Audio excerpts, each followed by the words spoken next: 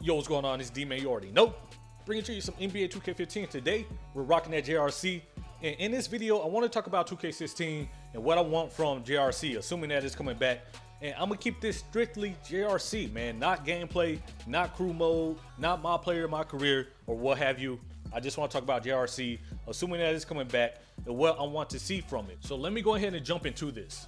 So the first thing I want to talk about is Got Next. Now, if you play 2K14, you should have known that Got Next had no reason to be in 2K15. And if you play 2K15, you should know that Got Next has no reason to be in 2K16. Got Next, point blank period, gotta go. It's a fail. These spots are broken most of the time, and people just stand there on the spots, just holding up games. It's just a bad idea. I'm sorry.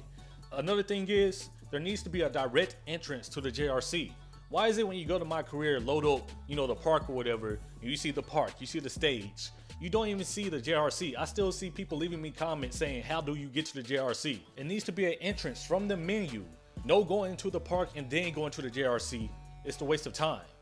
Now, if you play the JRC, one of the most annoying things you have to deal with this whole year is the frame rate issues. And they never got it fixed. And the frame rate issue arose from people just standing around, too many people being at the JRC at one time. And there are so many solutions to fix this. As my boy King Doom said, the obvious workaround is to zoom your camera in so you can only see the court, and now cut down on the frame rate issue and improve your latency. But also, 2K, you can't allow this many people at the JRC. I mean, the servers aren't even stable enough, but people are joining the JRC and not doing anything. They stand there in the middle, do their little emotes, and because of the Got Next, they have to wait around. And so that's why the game starts to lag, because the JRC turns into a shopping mall. And we don't want the shopping mall at the JRC because that causes so many problems. If people are standing around doing nothing, kick them out. If they're idle for too long, kick them out the JRC. Personally, I think you should cut the JRC in half.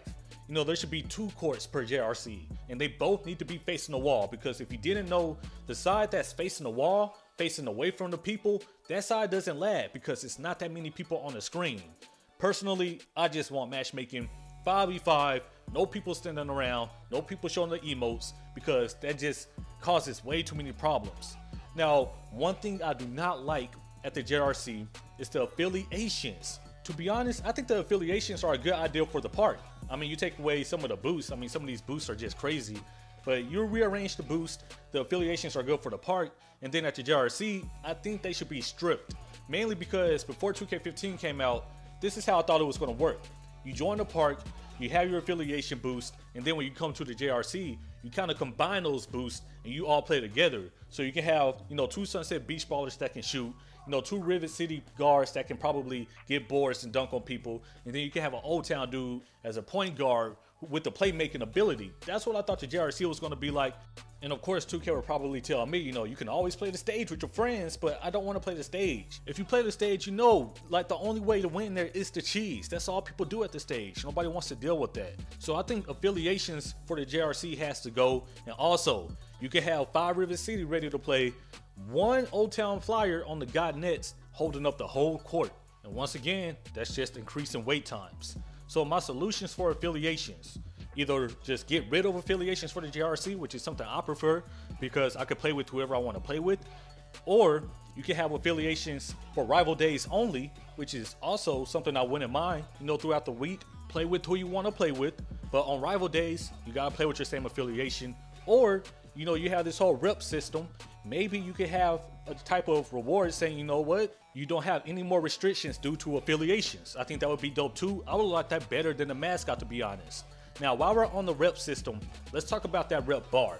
Now, I do like that you get rewarded for playing. I will say that. But the rep bar, it can stay there, but we need numbers, man. We need some type of XP system like Call of Duty or something like that, because that bar is it's just it doesn't tell you anything. Of course, you can tell how much it's going up, but you don't know if it's frozen sometimes. You don't know how many wins you need to get to the next rep level, which I would like to know. So maybe in 2K16, we can get some type of system where they show us exactly how many wins we need and just show us numbers, man. I'm a numbers person anyways.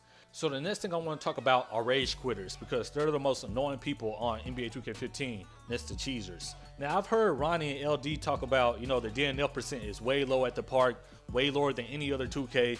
And I will say that I think they're only low mainly because the games are to 15. Like, nobody's going to quit out of a game to 15. It's not because the got net spots are there. I just think that the game is to 15, so why quit? So at the JRC, this is 4 quarters.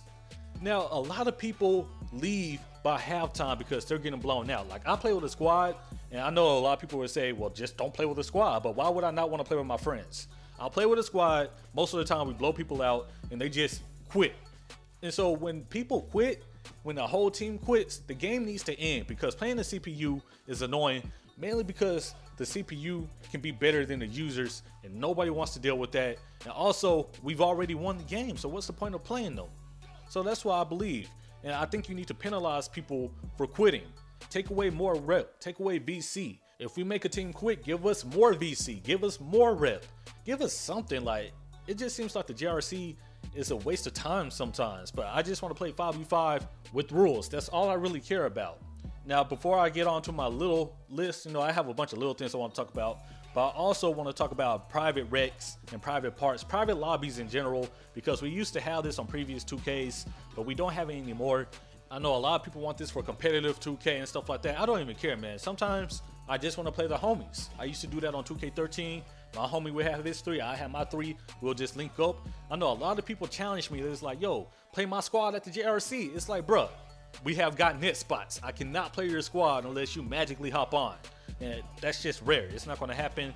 So private lobbies need to return to NBA 2K, because, you know, we could play other people, we could play our friends. It'll be way easier. And I know a lot of people are going to say, well, just change the time zone to a German time zone or whatever. I mean, you can settle for a workaround if you want to, but that's not my style.